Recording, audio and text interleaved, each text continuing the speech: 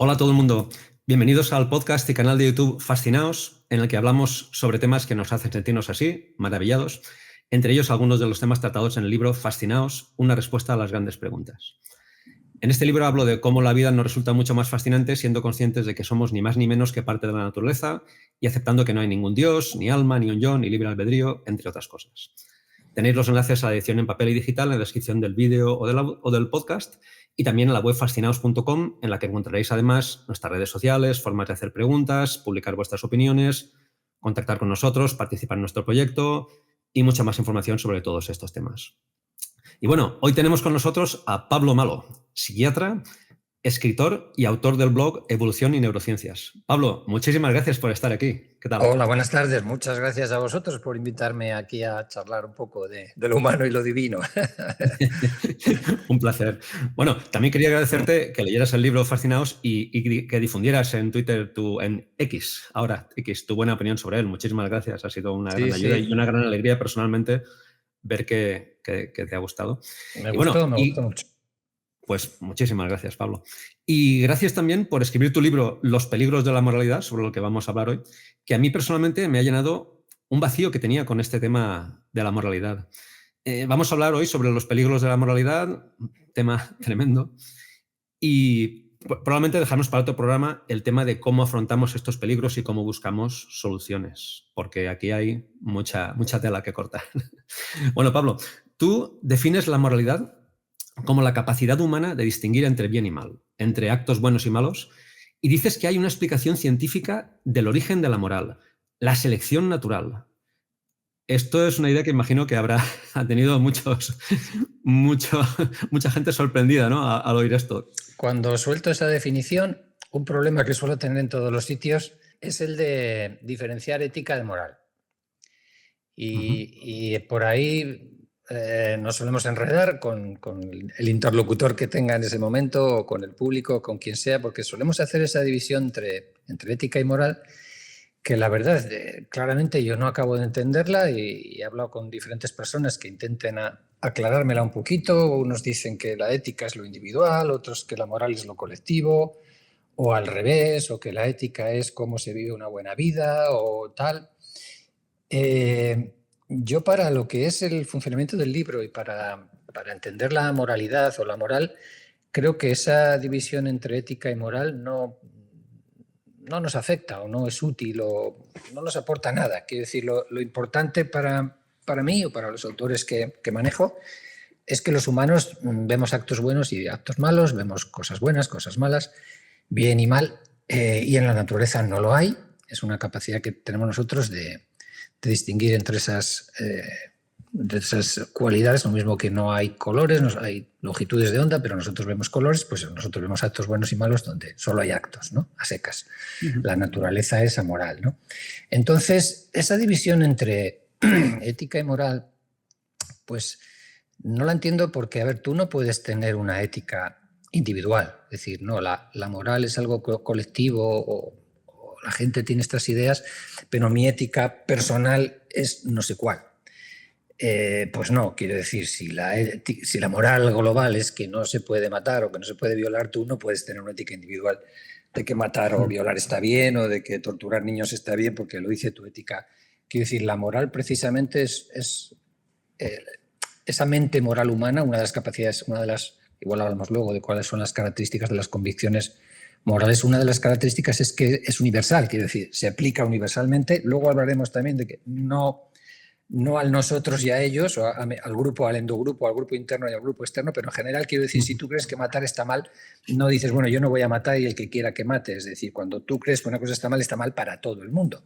Por eso creo que tener éticas individuales ahí es, si nos referimos, no sé, a hábitos o a prácticas de conducta que quiera tener, pero en un momento dado, cuando algo se define como malo socialmente y culturalmente en la sociedad donde estás, un individuo no puede decir que eso es bueno. A mí me cuesta imaginar, lo he dicho en otras entrevistas, que es muy difícil imaginar que algo sea considerado bueno moralmente cuando es bueno para el individuo, pero malo para el grupo.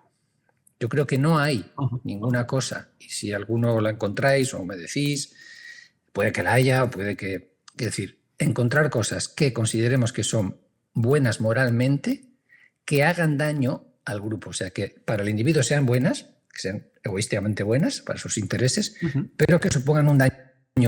La moral va precisamente de eso, de que hay que someter los intereses egoístas e individuales al bien común, al grupo.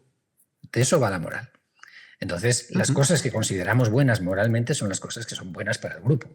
Porque en el fondo las normas morales son una especie de código de circulación para que un animal social, como somos nosotros, o ultrasocial, pueda convivir, ¿no? Entonces, como es un código, unas normas de circulación, y tienen que ser aplicadas a todos y aceptadas por todos. No puede ser yo voy por la derecha, tú vas por la izquierda, yo paso cuando está verde, tú pasas cuando está rojo.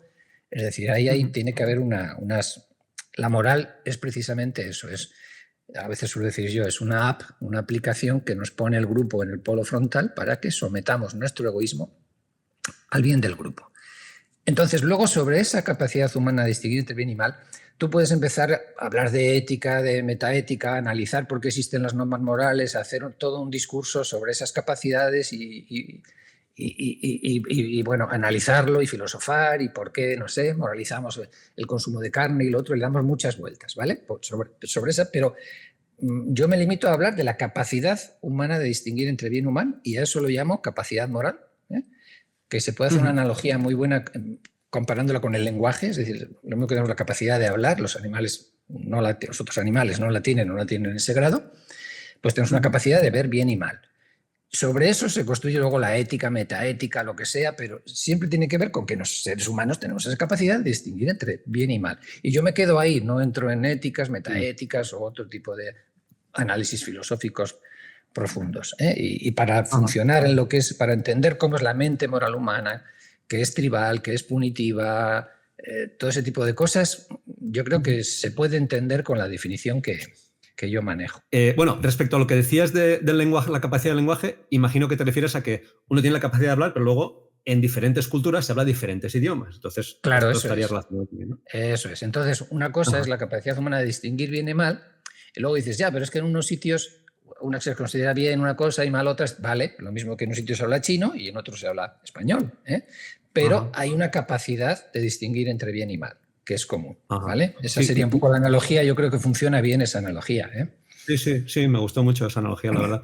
Y bueno, lo que te estaba comentando era que tú dices que hay una explicación científica del origen de la moral, que es la selección natural, ¿no? Incluso hablas de muchos experimentos que apoyan este origen de la moral. Y me llamó la atención muchísimo el experimento este de los bebés, vamos, de menos de un año, a los que les ponen unas figuras geométricas. Esto me pareció espectacular. ¿Puedes contarnos esto y puedes contarnos qué nos enseñan estos experimentos? ¿Qué nos dicen estos experimentos? Bueno, hay experimentos, por un lado, ya en primates, en otros primates. Ahora que se acaba de fallecer Frans de Waal, que ha sido un primatólogo muy, muy importante, ha tocado muchos temas y uno de ellos la moral. Y Frans de Waal, pues ya lo decía así, que los ladrillos para construir la moralidad, la capacidad moral humana, ya estaban en los primates. Y entre ellos ya hay simpatía, ya hay preocupación por congéneres, hay estudios incluso en ratas, no ya en primates, sino de cómo se preocupan por otras ratas cuando están sufriendo, cómo si están atadas o están encerradas intentan liberarlas. Es decir, hay toda una serie de los experimentos de Frans de Waal con respecto a la justicia son famosos y se discuten, ¿no? Si a uno le das un alimento mejor por la misma tarea, el otro se cabrea. Hay unos vídeos muy famosos en Google, en YouTube, por ahí se pueden ver.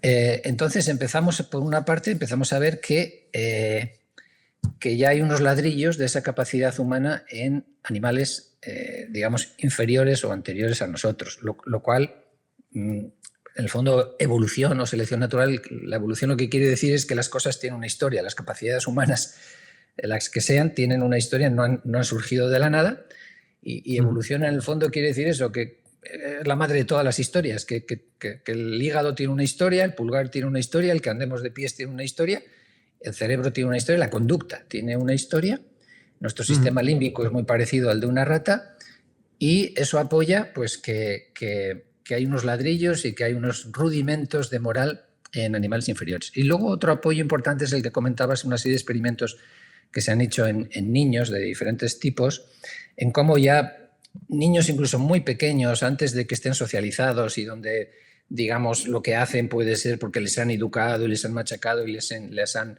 incluso de meses a comportarse así, pues hay diferentes tipos de estudios donde a uno se le ve pues, que un adulto intenta acercarse a algo y no lo consigue, va el niño le ayuda.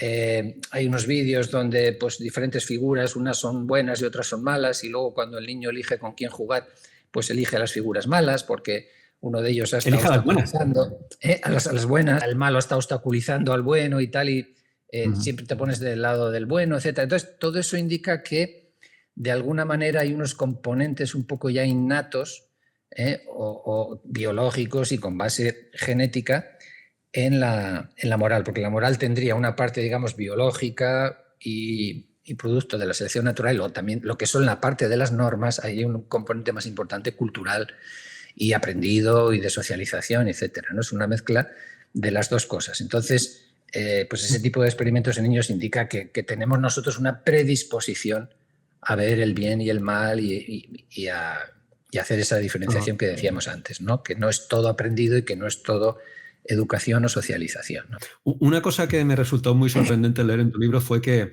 no tenemos unas creencias morales porque sean ciertas, sino porque son útiles para regular nuestra vida social, ¿no? Este es uno de los muchos choques que la visión científica de la vida nos produce, ¿no?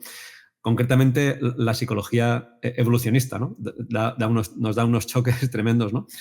¿Puedes explicarnos lo que es la psicología evolucionista y por qué encuentra tanto rechazo? Bueno, pues la psicología evolucionista es esto, es la aplicación de la teoría de la evolución al cerebro y a la conducta. O sea, se suele decir muchas veces que la izquierda en general o el progresismo, etcétera, acepta la selección natural más que la derecha, pero se suele decir también que la acepta hasta el cuello. Cuando ya hablamos de la conducta y de facultades cognitivas, psicológicas y de personalidad, etcétera, ahí ya hablar de genes, hablar de biología o hablar de estas cosas pues queda muy mal, ¿no? Entonces, desde un punto de vista darwinista puro de selección natural, consideramos bueno o malo aquellas cosas que han sido buenas o malas para nuestra especie a lo largo de nuestra historia evolutiva. No porque sean buenas en sí, o sea, lo que nos da la visión evolucionista de la moral es que es lo que se llama que no existe el realismo moral, no hay cosas buenas o malas allá afuera, sino que si nuestra evolución como especie hubiera sido diferente, consideraríamos buenas otras cosas. Es decir, si matara a nuestros hijos, por decir una tontería que es sin sentido, ¿no? Pero que si matara a nuestros hijos hiciera que tuviéramos más hijos o que continuaran los genes en la siguiente generación, etcétera, etcétera, pues matar hijos estaría bien. No está bien porque matar hijos hace que no pasen tus genes a la siguiente generación. Pero imagínate la mantis religiosa donde la hembra le corta la cabeza al macho en la copulación, etcétera, etcétera. Porque eso hace que luego la fecundación sea mejor, lo que sea. Pues eso estaría bien si fuéramos los humanos así, pues cortar la cabeza a la pareja estaría visto con toda normalidad. Darwin hace ese ejemplo con las abejas, pues tiene un párrafo famoso hablando de las abejas, que la conducta que tendríamos sería como la de las abejas y nadie rechistaría, a nadie le molestaría o pues se diría que eso está mal, ¿no? Hacer las cosas que hacen insectos o que hacen otros animales. Entonces eso es realmente un choque porque no encuentras dónde anclar la moralidad, que siempre la hemos anclado en Dios, en lo sobrenatural, etcétera. Pues un poco ahí la teoría de la evolución, la ciencia nos deja un poco con el culo al aire y con que eso es contingente a la evolución que ha seguido la especie humana, ¿no? Y es bastante chocante. ¿Sí? Me pareció aún mucho más chocante y más sorprendente, ¿no? Que comentas que según algunos autores esto ocurre con todo tipo de creencias, no solamente con las creencias en el tema de la moralidad, ¿no? O sea, concretamente en tu libro dices, la evolución biológica no está dirigida a formar procesos generadores de creencias que son fiables, en el sentido de que sean creencias acordes con una realidad, sino procesos formadores de creencias que sean adaptativas. Esto es, que favorecen la reproducción de los genes.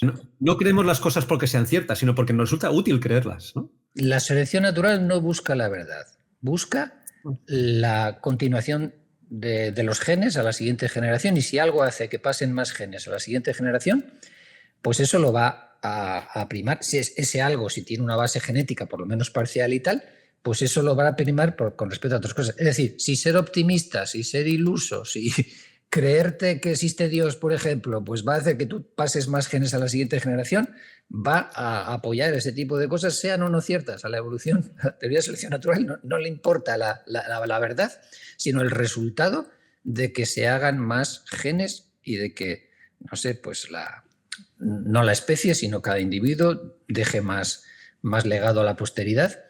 Y es así, o sea, es así de chocante, de triste en muchos sentidos, pero por eso tenemos tantos sesgos cognitivos los seres humanos. O sea, quiero decir, tú, por ejemplo, te subes a una altura, pongamos de 2 metros, y tú ves desde abajo, miras 2 metros para arriba y te parece alto, pero dices, bueno, va, tampoco es tanto. Te subes a 2 metros, miras para abajo y dices, ostras, ¿qué altura hay aquí? ¿Por qué? Porque si te caes de ahí, estando abajo, mirar para arriba no tienes riesgo, pero arriba tienes más riesgo, quiero decir. Entonces, hay toda una serie de sesgos, como digo, el sesgo del optimismo. La gente, somos optimistas, te levantas a la mañana y te duchas, no sé qué, te preparas y sales al mundo y no te planteas que te vas a morir tú, tus hijos, que la vida no tiene sentido, que hay guerra en Ucrania, en el otro lado, que se está muriendo gente por todos los lados. Pues no te planteas. Y te vas a trabajar y viva la pepa.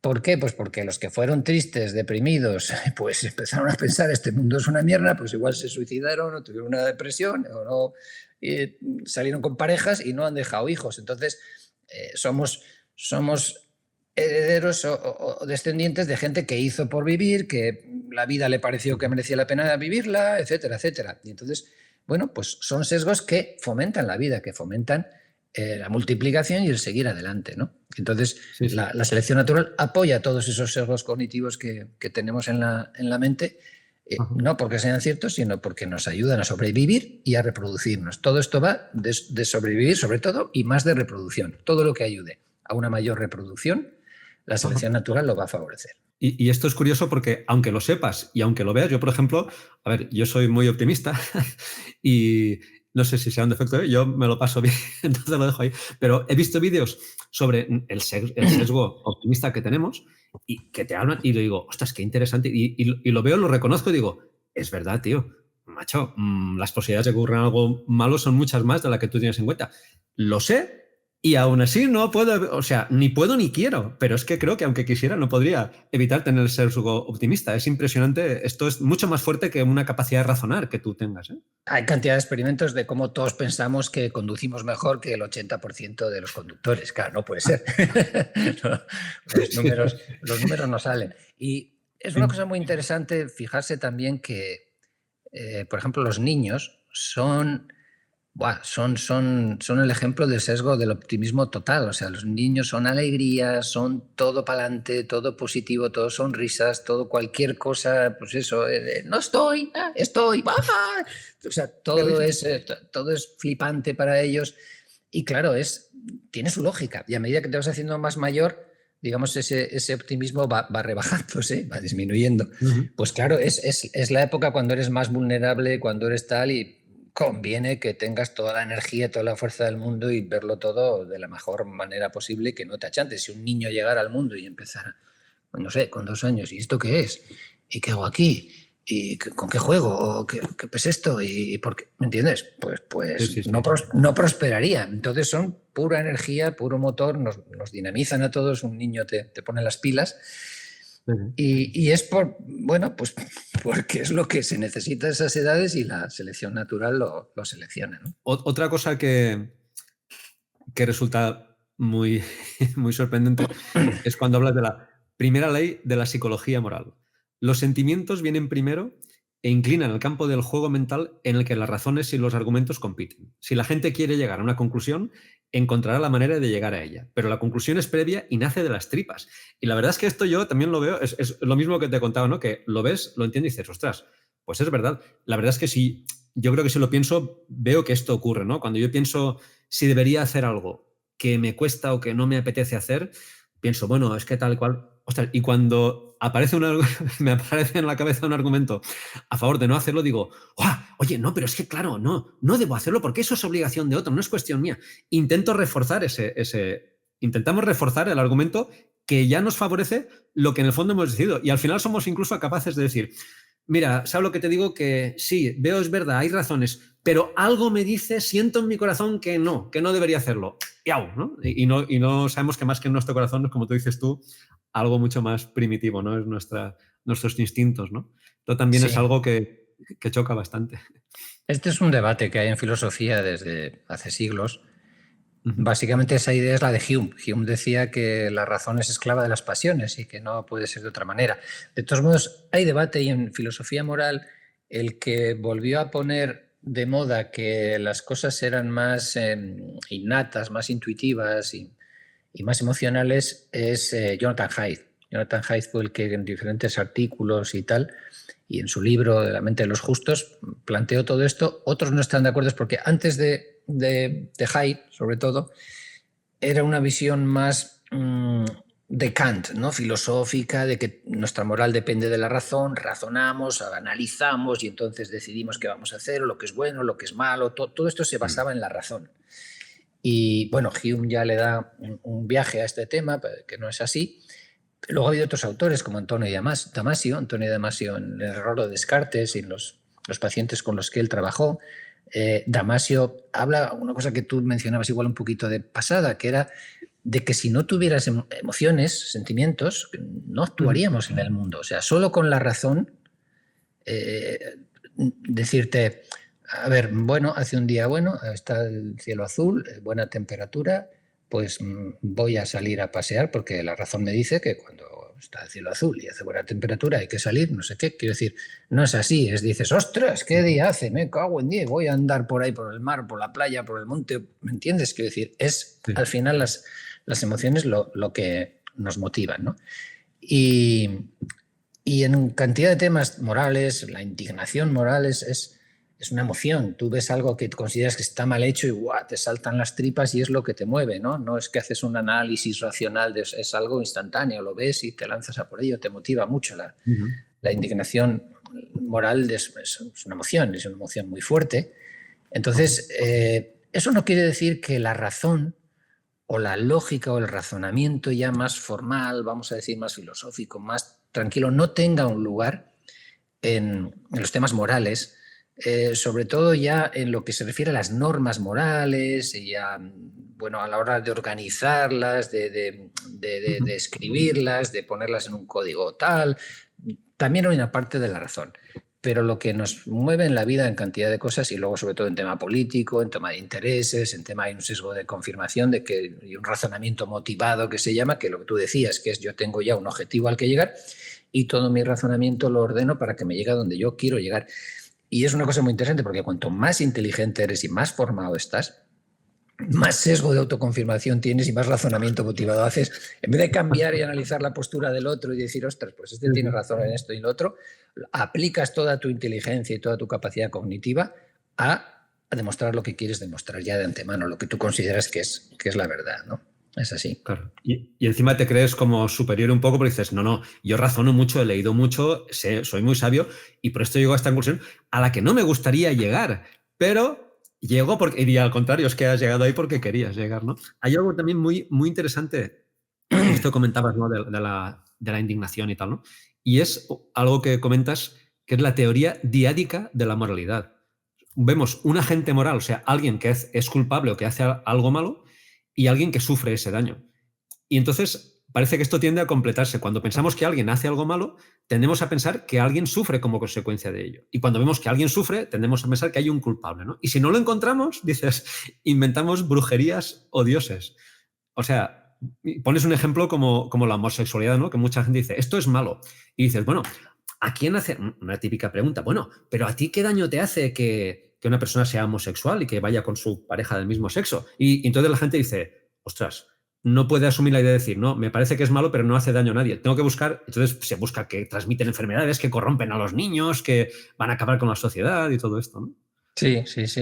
Jonathan Haidt tenía unas viñetas que les ponía a la gente y es famosa una de ellas, que era que dos hermanos, un chico y una chica, tenían sexo, digamos, era un incesto. Y bueno, él dice, bueno, hacen con preservativo, no hay riesgo de que tengan hijos, porque ya sabes que la endogamia pues tiene un mayor riesgo de enfermedades en la descendencia, etcétera. Ninguno de los dos sufre nada, o sea, les parece bien, se lo pasa bien, deciden que no lo van a hacer más, pero que él señala que no hay ningún daño y tal. Y entonces, ¿qué te parece esto y tal? Y a la gente que le parece que está mal moralmente, pero no, pues ¿por qué está mal moralmente? Pues porque los hijos van a salir enfermos, porque tal. No, pero que hemos dicho que usaba preservativo y no iba a haber hijos y tal. Pero buscas una justificación. La teoría diádica es muy simple, muy simple, muy simple. Yo la primera vez que la leí así, pues no sé, pasé por encima como diciendo esto, pues qué cosa más, ¿no? Más simple, pensando en la teoría, por ejemplo, de Jonathan Haidt, que te habla de 5 pilares fundamentales, que es más compleja, la de Scott Carr y tal. Y con el tiempo me he dado cuenta, es una teoría que me parece muy interesante y que ayuda a entender cantidad de cosas. Básicamente lo que dice esta teoría es que la plantilla de la moralidad humana, o sea, tenemos una plantilla de cómo es un perro, de cómo es un ave, de cómo son las cosas, ¿no? Pues la plantilla de la moralidad humana es un agente que hace un daño intencional a un paciente. Agente, paciente, agresor, víctima, como queramos llamarlo, ¿no? O sea, es agente, un daño a una víctima intencionado. De esos 3 elementos, o sea, es muy sencillo. Y entonces, de ahí se deduce estas cosas que tú estabas comentando, que por ejemplo, si vemos un daño, pues que ha habido un terremoto y hay niños sufriendo, pues ya pensamos que hay un Dios que ha causado ese daño. O que ha sido, ¿me entiendes? Quiero decir, tenemos que completar la díada, que se llama, para que encaje que la plantilla entera, con un agresor, con una víctima y con un daño intencionado. Y luego tiene un tema muy, muy interesante que es el encasillamiento moral, que es una vez que tú has estado considerado víctima o verdugo o agresor, ya eso queda ahí de manera permanente y, por ejemplo, un agresor ya no puede ser víctima. Hay que decir, si, pues no lo sé, imaginemos que en el tema sexual los hombres son agresores y las mujeres son víctimas. Pues si un hombre sufre una violación y no sé qué, pues siempre se va a considerar como menos grave, por ejemplo, la violación de un hombre que la violación de una mujer, porque los hombres se supone que son agentes, son fuertes, tenían que haber hecho tal. Lo que le pasa a alguien fuerte que tiene agencia es responsabilidad suya también, porque él tiene agencia. Y las víctimas solo tienen capacidad de sufrir, no tienen agencia. Por lo tanto, una víctima tampoco puede ser mala. Por ejemplo, una víctima no puede ser mala moralmente, no puede hacer daño porque no tiene agencia, solo tiene capacidad de sufrir. Y todo esto nos explica cantidad de cosas que están ocurriendo en la sociedad a todos los niveles, ¿no? Con esta plantilla un poquito tan sencilla y destaca esta plantilla también la importancia del daño. El daño es esencial en moralidad. En moralidad todo va de que hay un daño. Porque cuando se da un proceso que se llama de moralización, el proceso de moralización consiste en que algo que previamente era neutro, desde el punto de vista moral, que no estaba dentro del campo de si es bueno o es malo, estaba fuera de eso neutro, lo metemos dentro del campo moral y pasa a ser bueno o malo. Eso es moralizar. Y desmoralizar o amoralizar es justo lo contrario. Algo que estaba considerado bueno o malo, desmoralizarlo, que es, por ejemplo, lo que ha pasado con la homosexualidad que tú señalabas, ¿no? Que estaba considerada mala y ahora se considera fuera del campo de la moral, ¿no? Entonces, para que algo se moralice, es difícil explicar por qué las cosas se moralizan o no, cuándo se moralizan, por qué unas triunfan en moralizarse o no. Es un problema que no está resuelto del todo, pero una cosa importante es que haya un daño. En el momento que las sociedades vamos descubriendo daños, vamos moralizando cosas. Por ejemplo, la carne. La carne ha sido una cosa neutra desde el punto de vista moral. De hecho, pues no sé, cazar y comer animales, etcétera, pues ha sido una necesidad. Evidentemente no estaríamos aquí si no hubiéramos comido carne de otros animales. Pero en un momento dado se detecta que estamos haciendo daño a los animales en las granjas, y cómo se les trata, el maltrato, etcétera.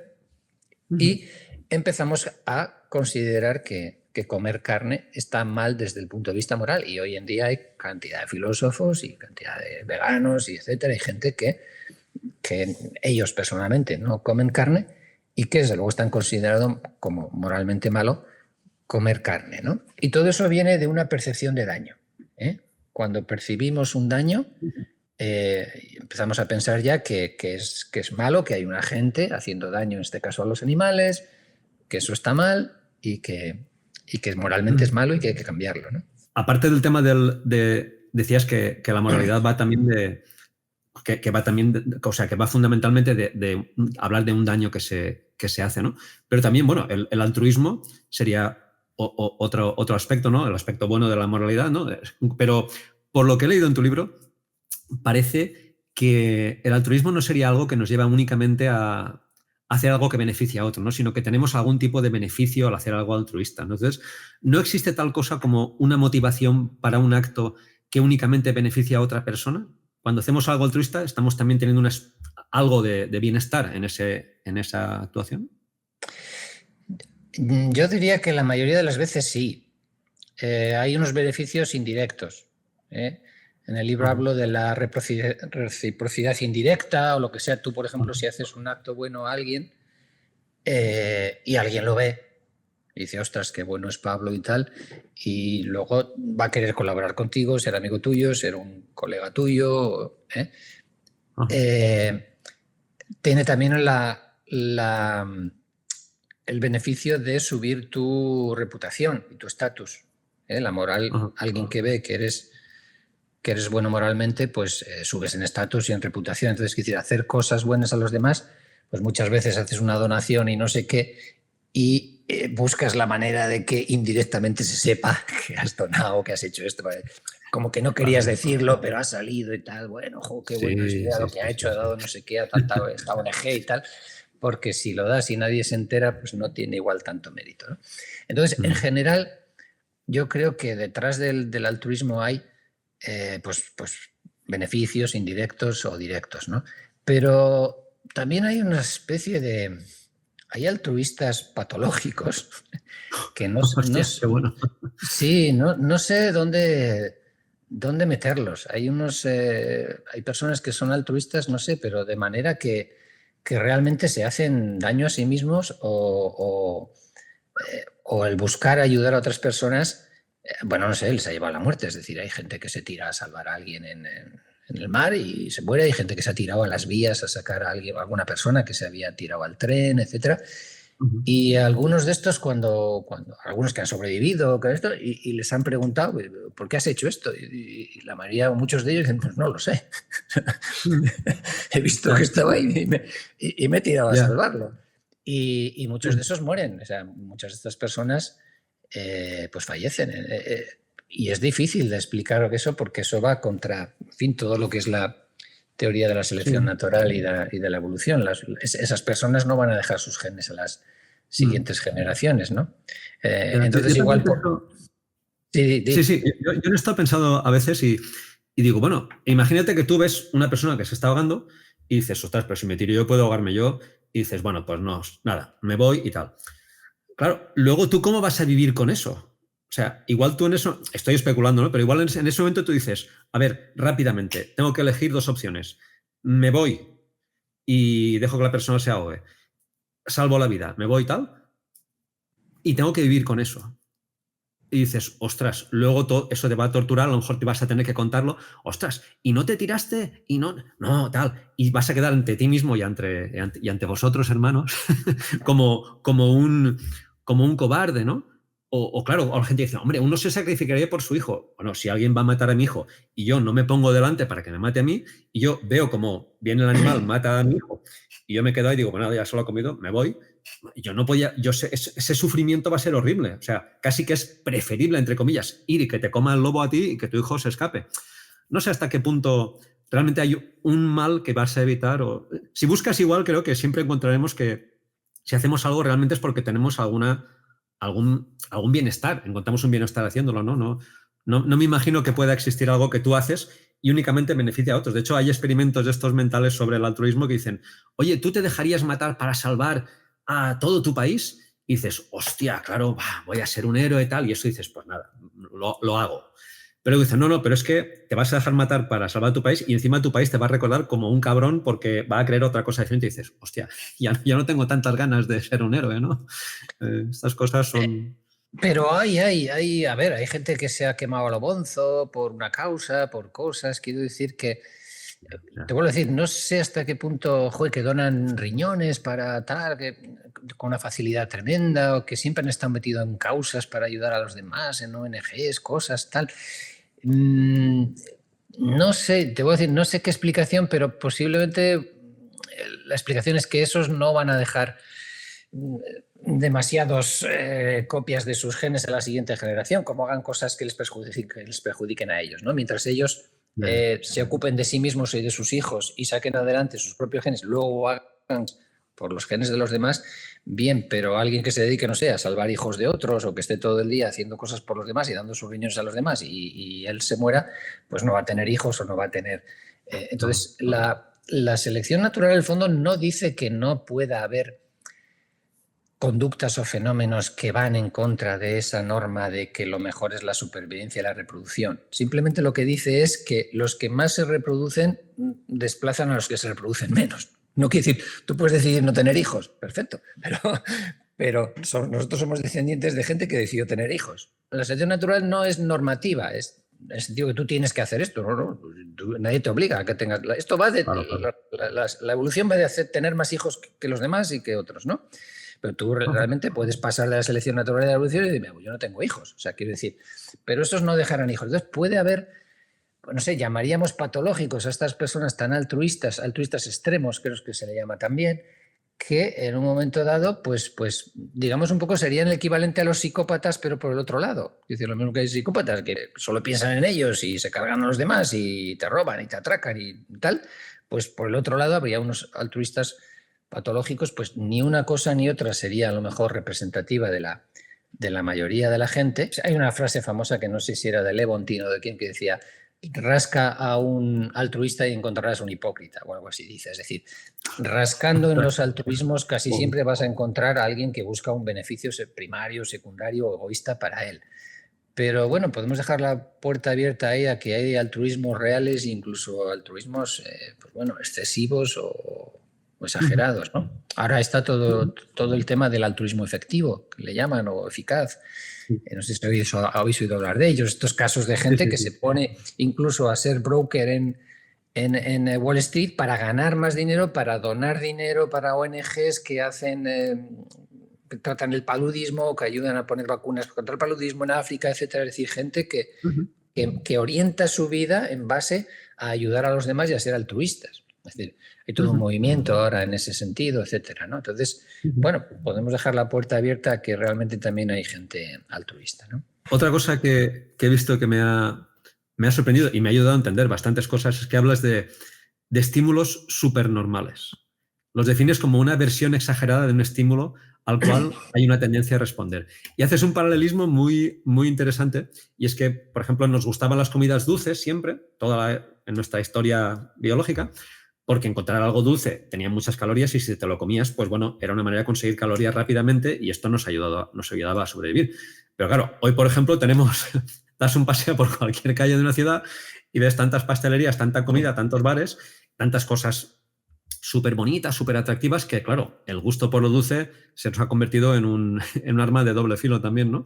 Y dices que algo parecido pasa con nuestro gusto por la moral, que nos gusta la moral, pero cuando funcionamos en grupos pequeños que nos servían para enfrentarnos, los comportamientos, las normas morales nos servían para favorecer el grupo y para enfrentarnos a otros grupos, para cohesionar un grupo y trabajar contra otro grupo para sobrevivir, pues maravilloso. Pero ahora, claro, que estamos con tanto tribalismo dentro de unas mismas sociedades, dentro de los mismos grupos, ¿no? Este gusto por la moral se nos ha convertido en... Y concretamente dices que las redes sociales amplifican todo esto, que son como un estímulo súper normal, ¿no? Entonces parece que tenemos desajustes evolutivos en todos los aspectos de nuestra vida y especialmente en lo que estamos tratando hoy, en nuestro gusto por la moral, ¿no? Mira, este concepto de estímulo supernormal, para las personas que nos están viendo, me gustaría hacer un poquito de énfasis en él, porque me parece que es una idea o un concepto que nos ayuda también a entender muchas cosas, ¿eh? Yo creo, no voy a hacer publicidad del libro, pero creo que a lo largo del libro hay alguna serie de ideas o de conceptos que creo que ayudan mucho a entender cosas que pasan en el mundo, a mí por lo menos me ayudaron y yo los he compartido en el libro y los he puesto ahí. Mira, estas cosas a mí desde luego me han aportado mucho. Y pues hablo, no sé, de creencias funcionales, creencias sociales, la diferencia, tal. Y uno de ellos son los estímulos supernormales. Los estímulos supernormales explican muchas de las cosas que vemos ahora mismo en la sociedad. O sea, nos están toreando y nos están manipulando con estímulos supernormales. Los estímulos supernormales lo llamó así Tinbergen, el famoso etólogo, premio Nobel, y se refería a un estímulo que es una exageración del estímulo normal para ese animal en una circunstancia concreta, sea sexual, sea agresiva, sea de relación paternal o paterno-filial o lo que sea. Él trabajó mucho con huevos, por ejemplo, pues algunas aves ponen unos huevos azules, ¿no? Imagínate. Y entonces él lo que hacía era a esas aves les ponía unos huevos más azules todavía que los que ellas tenían, incluso más grandes, más llamativos, vamos a decir, y entonces las aves se iban a incubar ese estímulo supernormal, exagerado, con respecto a sus huevos de verdad, verdaderos, y se subían encima, el huevo se caían porque no podían, pero se sentían atraídos de una manera irresistible por esa exageración de lo que era el estímulo que en circunstancias normales daría lugar a su conducta, ¿no? Por ejemplo, a unos peces esos peces atacan cuando aparecen machos con el vientre rojo, entonces les ponías una silueta de madera pintada de rojo y van contra ella más que contra un pez de verdad, etcétera, ese tipo de cosas, ¿no? Entonces, es una idea, un concepto muy interesante porque en las sociedades, tú lo acabas de decir ahora, por ejemplo, las redes sociales son un estímulo supernormal. La televisión. Nosotros tenemos una apetencia, por ejemplo, por la información social. Cotillear, y el cotilleo es esencial en la especie humana, es muy importante. Nos interesa quién se acuesta con quién es amigo de quién, pues para tú, si sabes que este es enemigo del otro, te alías con él para ir contra el otro. La información es poder. Y saber lo que hacen las otras personas en tu tribu es esencial, es para manejarte. Información es poder, ¿no? Está claro. Y entonces siempre ha habido cotilleo, porque tú no puedes ver todo lo que hacen los demás, pero otro que ha estado allí sí lo ha visto y tal, y entonces mira, ¿sabes lo que ha hecho fulano? Esto tal, no sé qué. Y para saber también la catadura moral de cada uno. Mira, este va de bueno, hace no sé qué, pero mira lo que ha hecho, no paga los impuestos de su asistenta domiciliaria que ha cogido y no paga Hacienda y tal, y estas cosas, ¿no? Entonces, la información social es muy importante. Y entonces resulta que tú de repente estás en casa y te ponen un programa en la tele donde están, venga, a cotillear. Y empiezan que si tal, porque mira la Kate Middleton, porque esto, lo otro, lo demás allá. Y están en tu sala de estar, están allí contigo. Y son personas que no has visto en la vida y que te importa un pimiento lo que pase con ellas, pero te las meten en tu sala de estar y te parece que son los de tu tribu y te vuelves loco por saber qué pasa. Por ejemplo, un programa como Gran Hermano. Te estoy diciendo que conocer quién se acuesta con quién es enemigo de quién, etcétera, te interesa y resulta que te dan una cámara para que te metas en la tribu y desde arriba estés fisgando y cotilleando todo lo que hacen. Pues ¡buah! La gente se engancha ahí, por lo mismo que se engancha, como decías tú, al chocolate y a las cosas dulces que nos atraen. Entonces, ¿qué ocurre aquí? Es que sea la televisión, sean las redes sociales, etcétera, están tocando una tecla de la naturaleza humana y le están manipulando. El porno, por ejemplo, sería otro estímulo supernormal, clarísimo, ¿no? Entonces, pues no sé, la cirugía estética para tener que si los labios son atractivos, pues te marcan los labios mucho más grandes, no sé qué, lo otro, los ojos patatines, es decir, todo, exageran un poquito todo. Y las redes sociales, pues también pasa eso, es decir, la indignación moral nos mueve, nos importa quién es bueno, quién es malo, no sé qué, y entonces nos bombardean. Tú en el pueblo pues habría 2 o 3 actos morales malos al año, te contarían 10 casos o lo que sea, pero aquí en las redes sociales, en Twitter, pues están, mira lo que ha dicho este, mira lo que ha dicho el otro, y al día tienes 200 actos morales que te están bombardeando, indignando y de alguna manera manipulándote para que retuitees más, para que participes, para que estés enganchado a la puñetera plataforma o red social que sea y para que ellos ganen dinero. Entonces, me parece una idea interesante. Nos manipulan por medio de estímulos supernormales de muchos tipos. Y sí le diría al oyente o al que nos está viendo ahora, pues que le dé vueltas un poquito. Una novela romántica, por ejemplo, es un estímulo súper normal para las chicas, ¿no? En el sentido de que ellos quieren un hombre apuesto, guapo, que se comprometa con ellas y que las proteja y no sé qué. Pues los héroes, resulta que los protagonistas de esas novelas responden a ese prototipo y tal, y entonces se enganchan a leer novelas, etcétera. Es decir, siempre buscan un poquito cuál es la tecla. El fútbol en televisión, tenemos una tecla esa competitiva, ¿no? de guerra, de tribal, de tal, y entonces es una especie de competición o de guerra, ¿no? Regulada. Entonces, quiero decir que no es casualidad que nos enganchemos a retransmisiones deportivas o a retransmisiones de cotilleos, de televisión basura que llaman, porque tocan teclas de la naturaleza humana. Tú, si pones un programa de ajedrez y quieres que sea de máxima audiencia a las 9 de la noche o 10 de la noche, pues lo vas a tener muy crudo, porque eso no está tocando ninguna tecla. Eso es algo mucho más racional y elaborado para ciertas personas y tal. Sí, pero fíjate que es curioso, nombres lo del ajedrez, porque el actual campeón del mundo, Magnus Carlsen, de ajedrez, es noruego, creo. Y bueno, pues cuando él jugó la final de su primer campeonato, que ganó el primer campeonato del mundo, pues en Noruega era así como las 2 de la mañana, o algo así parecido hoy, ¿no? Y hubo como un 20% de la gente que estaba viendo la partida. Y dices, ostras, pues es increíble que algo, claro, ya había algo de tribalismo, de este es de los nuestros y va contra otro. Por cierto, me pasan una nota, me dicen que el actual campeón del mundo es Dingliren, cierto, porque Magnus Carlsen renunció a defender el título. Pero es curioso, a mí me sorprendió, digo, ostras, y en Noruega se levantaron a las tantas de la mañana para ver la partida y para ver en directo que ganaba uno de los suyos, cuando a la gente obviamente le interesaba el ajedrez lo mismo que antes, pero había un estímulo que era el tribalismo, ¿no? Eso es, me temo más que es por el tema tribal. Probablemente claro. La mayoría de los que estaban viendo eso igual ni sabían que es una apertura de no sé qué, de dama o como se llame, sí. Y estaban allí porque es uno de los suyos, que si hubiera sido un corredor de motos o yo qué sé, o un futbolista, pues también porque, o su equipo de lo que sea, pues porque son los nuestros y queremos que ganen los nuestros y tal, ¿no? Claro. Pero bueno, aún sí, hay gente que muy interesada en el ajedrez y tal, pero quiero decir, siempre va a ser bastante menos que los estímulos estos que te estoy diciendo de sexo, de indignación moral, de cotilleo, son estímulos muy potentes para nosotros porque han sido muy importantes a lo largo de nuestra evolución, ¿no? Entonces, es un concepto muy importante el estímulo supernormal, creo yo, ¿eh?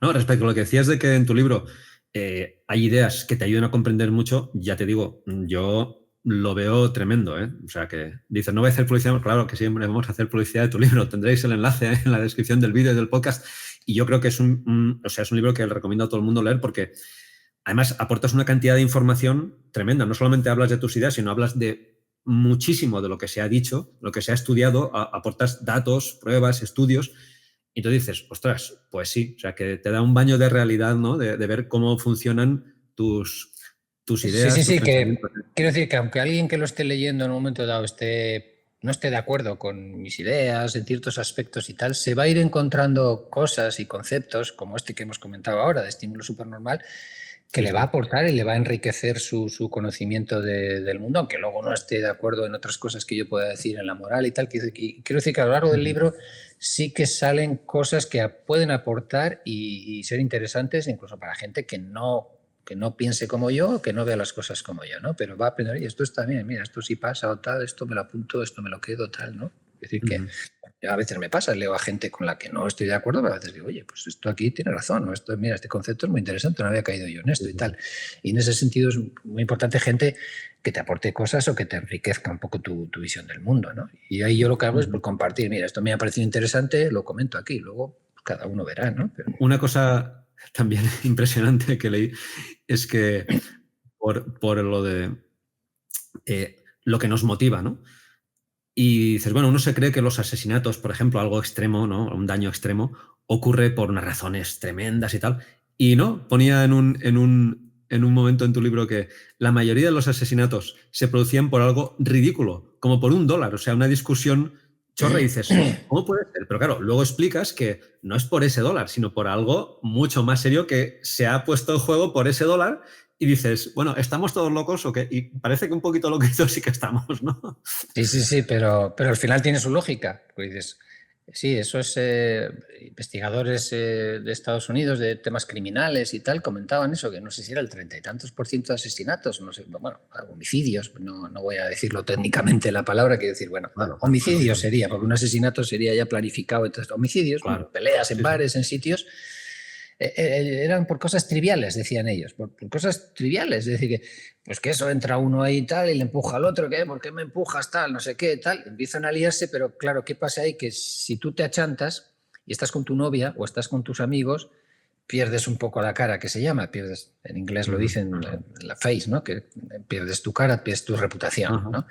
Entonces, claro, tu novia va a decir, este es un pringao, este hombre a mí no me va a defender en caso de que yo tenga un problema. Entonces, como que te ves obligado a defender tu reputación. Entonces, parece una chorrada, pero es muy difícil sustraerte a eso, a quedar mal de cara delante de tus amigos o una posible pareja o lo que sea. Y entonces entras ahí a esa escalada y acaban, no sé, pues sacando una botella, una navaja, o le espera luego afuera, o vuelve el otro con una pistola, le ha pegado y vuelve a ponerle con una pistola, le pega un tiro. Es decir, ese tipo de cosas que parecen chorras, pero si lo miras desde el punto de vista de que esa persona se está jugando su reputación y por lo tanto su supervivencia, si se corre que tú eres un cobarde y que no vales para nada, que todas las chicas de tu pueblo no van a querer estar interesadas en ti, no sé qué, tú eres una vía muerta genética, se acabó, no vas a transmitir, a reproducirte y tal. Entonces tienes que salvar esa reputación. Y salvando la reputación, sí, en la época antigua cuando había duelos y esas cosas, muchas veces los duelos eran por una chorrada y gente ilustre murió en duelos pero absolutamente ridículos. Dicen, mira, hemos perdido aquí a una persona de talento por responder a esta bobada, pero claro, en esa época en que las culturas eran del honor y todo esto, pues era muy difícil echarse atrás. Hoy en día ya, bueno, se asume que las personas tenemos una dignidad y unos derechos por el mero hecho de ser seres humanos, ¿no? Ser personas, y es más fácil decir, mira, que te den y tal, y no vas a quedar tan mal delante de una pareja o lo que sea, pero todavía ocurre y en determinadas culturas donde el honor y la reputación y todo eso es más importante, pues ocurre. Has nombrado antes lo de creencias funcionales y creencias sociales. Me gustaría que explicaras esto porque parece que las creencias sociales son casi indestructibles por locas que sean, ¿no? ¿Cuál es la diferencia entre creencias funcionales y sociales? Esto, por ejemplo, es una idea que a mí me chocó mucho y me ayudó a entender muchas cosas. El libro sería Elephant in the Brain, ahí aparece, pero bueno, en otros artículos también aparecería, ¿no? En el sentido de que, pues eso, hay creencias que se llaman funcionales. Hay diferentes terminologías, ¿eh? Otros autores lo han llamado de otras maneras, pero esta terminología me parece bastante maja.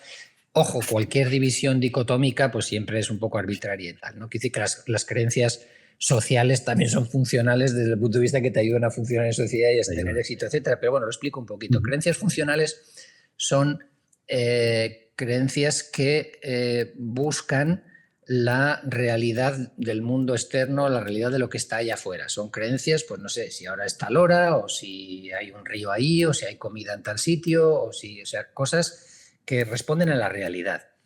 Y creencias sociales son creencias que las tenemos porque tienen una recompensa social, porque mantener esas creencias nos da estatus o nos da reputación o nos hace ser un buen miembro del grupo y hace que el grupo nos valore. Entonces, pues bueno, en un momento de creencia social puede ser que Dios son 3 personas, el Padre, el Hijo y el Espíritu Santo y no sé qué y no sé cuántos, ¿no? O la que sea. O que el hombre que se siente mujer es una mujer, biológicamente, si es que es eso lo que plantean algunos, ¿no?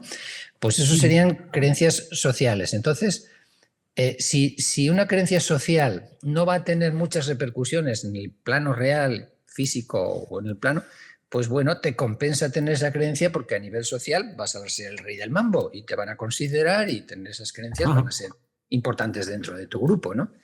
Entonces, eso a mí me ayudó mucho a entender por qué la gente era capaz de creer cosas irracionales, ¿no? Y totalmente fuera de lugar. Y decías, bueno, pues es que la gente es tonta o es idiota o no es inteligente. No. Hay gente muy inteligente que puede creer cosas que no son reales, pero que socialmente están validadas o están aprobadas. Y desde el punto de vista de que tú quieres conseguir unos objetivos dentro de tu grupo, pues voy a tener estas creencias porque son las que tiene mi grupo y las que van a ser recompensadas socialmente si yo tengo esas creencias, ¿no? Y si no las tengo, me van a atacar, me van a cancelar, me van a censurar o se van a meter conmigo, pues mis hijos o lo que sea, ¿no? Entonces prefiero tener esas creencias. Y este tema, bueno, da para pensar mucho y darle muchas vueltas, pero a mí siempre me ha chocado un poco que Richard Dawkins, el famoso ateo y tal, persona que admiro, por supuesto, pero siempre me ha chocado que no entendiera, que se metiera con la religión siempre diciendo que la religión tenía creencias que no son reales, que no responden a la realidad del mundo y que educar a los niños en esas creencias estaba mal y que es un error, que no sé, que la Virgen no subió al cielo en un caballo, en fin, que las creencias, que Dios no es trino, o que la transubstanciación de la carne, que eso no es la carne de Cristo, cuerpo de Cristo, en fin, lo que sea, ¿no? Quiere decir que se centraba en el valor epistémico de las creencias y pues, esto es erróneo, ¿por qué vamos a creer esto y tal? Y me ha chocado siempre mucho porque él no parece enterarse de esta distinción, de que esas creencias se tienen no porque sean reales o porque respondan a una realidad, sino porque tienen una recompensa social y que son creencias sociales. Y entonces creo que entendiendo esto te paras a pensar, por muchas pruebas que le dé yo, por muchas razones, por mucho lo que diga yo, si a esa persona le compensa en su grupo creer eso, lo va a seguir creyendo. Porque creer otra cosa podría suponer que le echen del grupo o tener consecuencias negativas para esa persona. Entonces va a seguir teniendo creencias, incluso hoy en día hay gente que piensa que yo sé, que la Tierra es plana, pero en su grupo o en el ambiente donde se mueven o no sé qué, pues ellos piensan así, son sus creencias y ellos tendrán una recompensa por pensar eso y lo siguen pensando. Y ya les podemos enseñar fotos y todo lo que quieras, pero que les va a dar igual, ¿no? Entonces, creo que este tema hay diferentes autores y filósofos que lo han llamado de un tipo o de otro, pero realmente ayuda a entender muchas cosas. Bueno, ya hablando de las creencias, una cosa que comentas que me chocó mucho, dices que el problema no es la religión, el problema es la fe. Y dices que la tragedia es que no podemos vivir sin fe de algún tipo, que necesitamos creer en algo y la fe es un arma de doble filo. No sé si te refieres a que necesitamos creer en algo en el sentido de fe, de confianza, o te refieres a tener fe de creer algo porque sí, sin ninguna evidencia, necesitamos creer algo sobre lo que no tenemos ninguna evidencia, o ¿cómo está esto? ¿No? O sea, me chocó, no lo acabo de entender, ¿sabes? Porque digo, bueno, a ver, yo en principio diría que no tengo fe en algo. Me atrevería a decir, no como confianza, no que no confíe en nada. Bueno, ¿y tú cómo sabes que tu amigo no te está traicionando? Bueno, pues confío. No es que tenga fe, sino tengo unos indicios bastante fiables de momento y podría ser cierto que mi amigo me esté traicionando, ¿no? Pero no sé, no veo esto de la fe. ¿Podrías explicar un poco esto? Más que entrar igual en analizar lo que es la palabra fe, o la idea es un poquito más que no podemos vivir sin una religión, fe en el sentido de un credo, o una religión, o una serie de dogmas, o una serie de tabúes, o tenemos que tener, llámalo, una narración, como dice Harari, un relato, una historia común que nos una como sociedad, en cuanto a valores y lo que te digo, a dogmas, etc. Entonces, yo lo que estoy viendo, no yo, y muchos autores, ¿no?, que cuando la sociedad, la religión tradicional se ha debilitado, pues estamos cogiendo otras cosas y las estamos tomando como si fueran religiones. Es decir, hoy en día la política la estamos viviendo como una religión. No sé, el calentamiento global lo estamos viviendo como una religión, el sentido tema moral de buenos y malos, el feminismo como una religión, como una serie de dogmas, el activismo trans y toda esta ideología de género, no sé qué, como una religión. Lo que se llama la justicia social crítica, el wokismo, toda esta cultura woke, que no sé si los que nos están oyendo están muy, muy enterados, etcétera. Pues es un fenómeno que muchas personas están diciendo que esto es religioso, etcétera. Entonces, tener una fe en eso, tener algo que consideras que es sagrado. Entonces, cambias las cosas de pensar, no sé, que Dios y Jesús y lo que sea era sagrado, ahora pensamos que otras cosas son sagradas, ¿no? Pero parece que necesitamos no sé, creer en algo en ese sentido, en que hay cosas sagradas o que están bien y que hay otros demonios y otra gente que piensa de otra manera y que son unos demonios y unos nazis y unos Hitler y personas malas, ¿no? O sea, necesitamos una narración de buenos y malos. O sea, a eso me refiero con fe, ¿eh? No en el sentido de la palabra fe, que es de confiar, de tal, sino que necesitamos convertir las cosas. La política, hoy en día la política es una especie de religión. O sea, los que están conmigo son los buenos y los otros son los malos. Malos en el sentido de demonios, gente con la que no se puede hablar, ¿eh? Entonces, convertimos las cosas en narraciones de... Bueno, esto está en la historia de... Si miras las novelas, los cuentos de los niños, etcétera, todas estas narraciones en el fondo tienen un componente moral de bueno o malo, y parece que los seres humanos, pues la actualidad pasa, hay una guerra en Ucrania, pues aparece una narración moral en el sentido de buenos y malos. Hay un Hitler, que es Putin, que va a invadir toda Europa, que tal, no sé qué, tal. Ahora, entre Israel y Hamás, pues también tenemos narraciones, cada uno tiene la suya, de quién es el bueno y el malo, pero surgen narraciones también de bien y mal. Y pues lo que te decía, el cambio climático, pues no es que tú creas, oye, mira, pues hay estos fenómenos, vamos a ver cómo los combatimos y tal. No, es que como tú no creas ciertas cosas, eres un negacionista o un machista o no sé qué, o fobo, cosas que acaban en ista o en fobo, y quedas descalificado y tú ya no puedes hablar y tú eres el malo. Esto pasó también en el tema del COVID, cuando tú criticabas alguna pequeña cosa y decías, oye, pues que igual la inmunidad natural sí es importante, o que tal, o que no hay pruebas del todo convincentes de que las mascarillas funcionen en la transmisión comunitaria, etc. Eres un matabuelas, eres un no sé qué, o sea... Tendemos socialmente a convertirlo todo en temas de buenos y malos. Y en el libro comento, Wagensberg tiene un dicho famoso que es que un individuo puede vivir sin religión, pero que es muy dudoso que una sociedad pueda vivir sin algún tipo de religión. Entonces, toda la ideología woke hoy en día es un fenómeno religioso con una serie de dogmas y de cosas que hay que creer. Y como no la creas, eres un hereje.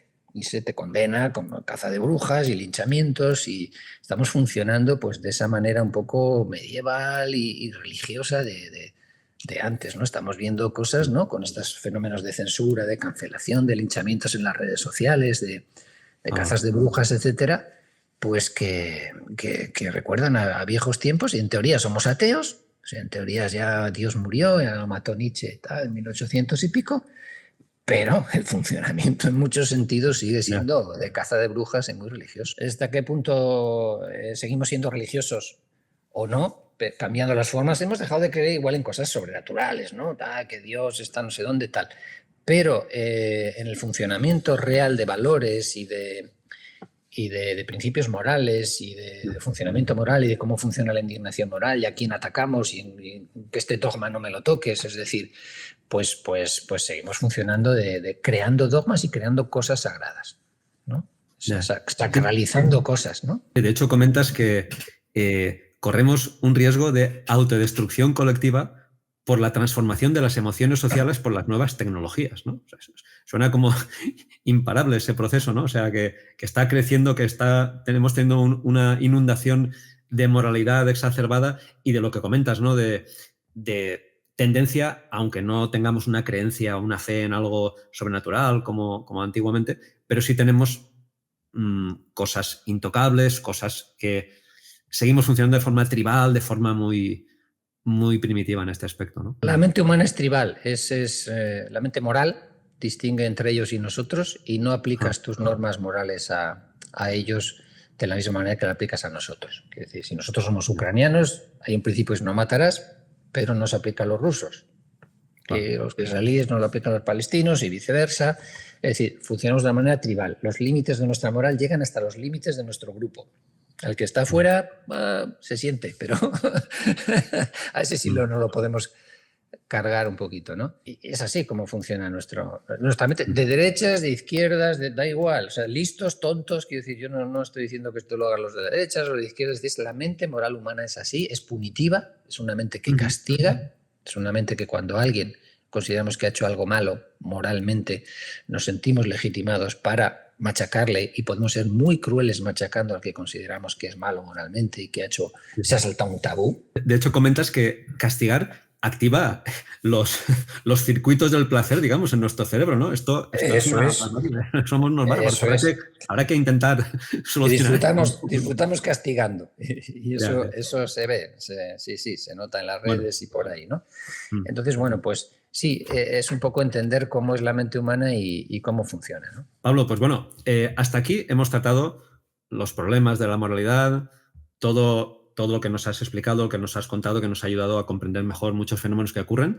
Si te parece, lo dejamos aquí y en otro programa hablaremos sobre cómo afrontamos estos peligros, cómo buscamos posibles soluciones para que no dejar a la gente así, porque no con la gente, sí, para no dejarlo así un poco en plan pesimista. Claro, tranquilos, sobrevivir, aguantad, tened fe, porque volveremos. Intentaré activar el sesgo optimista y venir un poco optimista ese Exacto. día, pero la verdad, últimamente viendo lo que está pasando, por ejemplo, en Israel, etcétera, etcétera, me he vuelto más pesimista en el sentido de que podamos sobreponernos a estas dificultades que te digo, que la mente moral humana es tribal, es punitiva, etcétera, la violencia moralista que estamos viviendo ahora mismo en Israel, de que los dos bandos que creen que tienen el bien, que tienen la razón y que pueden machacar al otro bando, etcétera.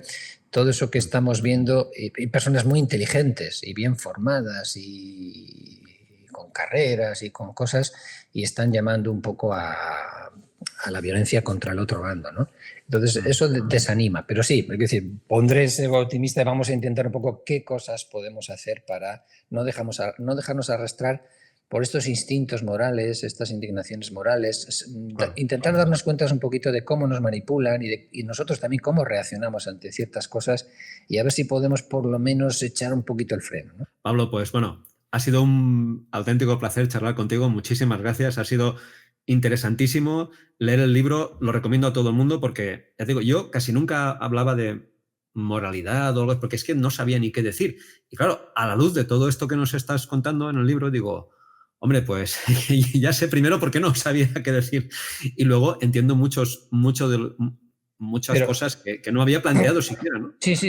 Y quizás darnos cuenta de la fuerza tan importante en la sociedad que es la moral, que no sé, que hablamos a lo mejor de economía, ¿me entiendes? Hablamos de poder y de cosas de diferentes tipos y no nos damos cuenta de la importancia que tiene la moral en nuestra sociedad, en nuestras vidas, de que la moral es un poder tremendo, el que tiene la capacidad de decir lo que está bien y lo que está mal, controla la sociedad, que la moral es un arma de control social, que si tú consigues definir qué es bueno y malo, vas a controlar a tus enemigos porque tienen que someterse a tus designios de que esto es lo bueno y lo malo y están atados, ya no pueden ir contra ti porque tú representas lo bueno, etcétera.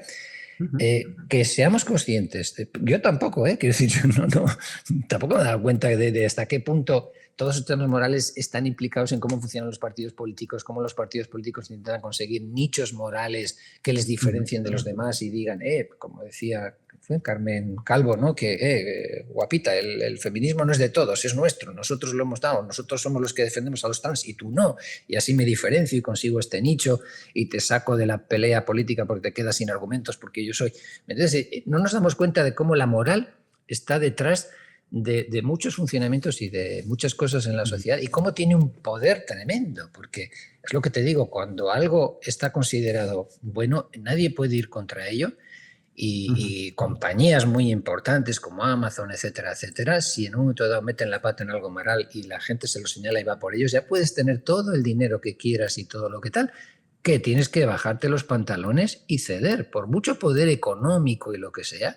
Si un poder moral te señala y va contra ti, estás perdido. Ya puedes ser todo lo poderoso que quieras. La moral es más fuerte que eso y te puede hundir un negocio, te puedes quedar sin anunciantes, te puedes quedar hecho un paria y tu reputación se va abajo. O sea, como moralmente no estés a la altura. Entonces, creo que darse cuenta del poder que tiene la moral y del lugar que ocupa en la sociedad, que no pensamos en ello, pensamos más en el dinero, pensamos en no sé qué, y la moral es muy, muy importante, creo yo. Nada, en un próximo programa exploraremos los lados buenos de la moralidad, porque necesitamos un criterio moral, eso está claro, ¿no? Necesitamos la moralidad. Entonces, en otro programa exploraremos cómo podemos llevar esto de una manera más sana y más beneficiosa para todos.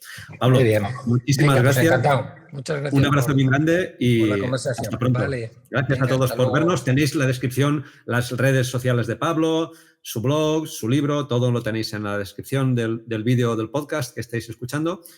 No olvidéis suscribiros, dar like. Pablo, un abrazo bien grande. Venga, vale. Pronto. Hasta la próxima, venga, hasta luego. Gracias, adiós.